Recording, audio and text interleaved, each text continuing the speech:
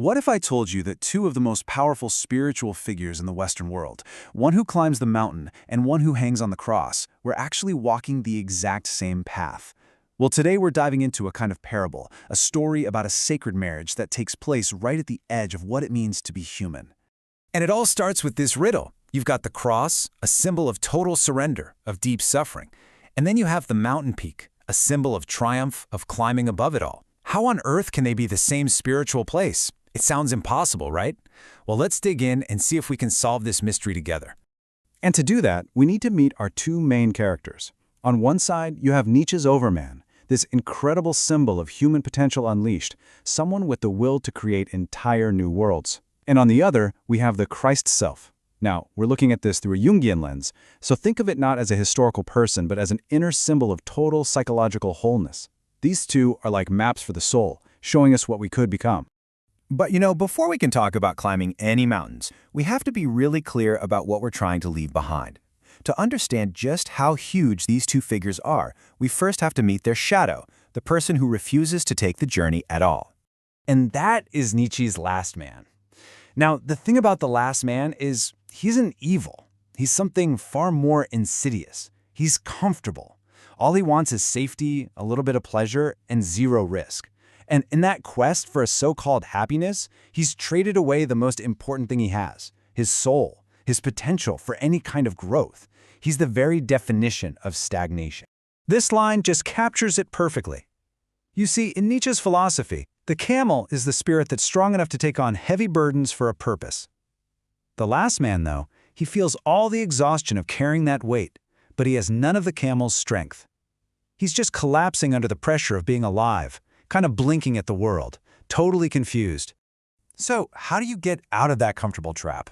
Well, our parable here gives us two main escape routes, embodied by our two archetypes, the path of the fierce lion and the path of the surrendered lamb. And check out how differently they operate. The Overman, as the lion, is all about roaring defiance. He goes out and finds that ancient dragon of society's rules, the big thou shalt, and he slays it so he can create his own values. But the Christ self, the lamb, does something that's just as revolutionary but in a totally different way. He masters the wilderness inside by taking all his own darkness, his shadow, and integrating it into himself. But here's the wild part.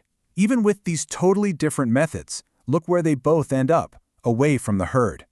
Zarathustra calls it a great disdain for the sleepy, comfortable crowd. Jesus calls it the narrow gate that most people won't even see. See?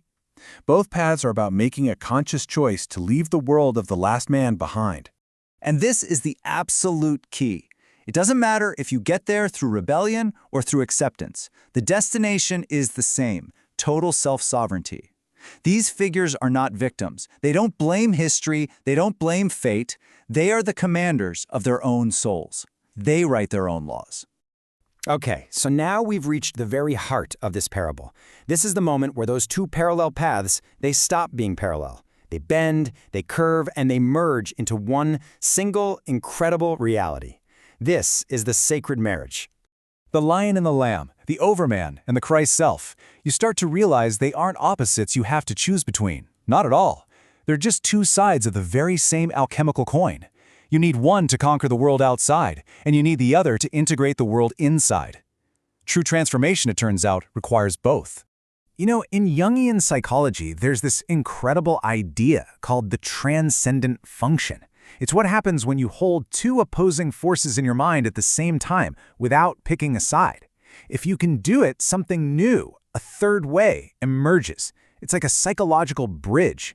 And this union of the Overman and the Christ self, well, that's what builds the bridge that lets you go from being a creature of your circumstances to a true creator.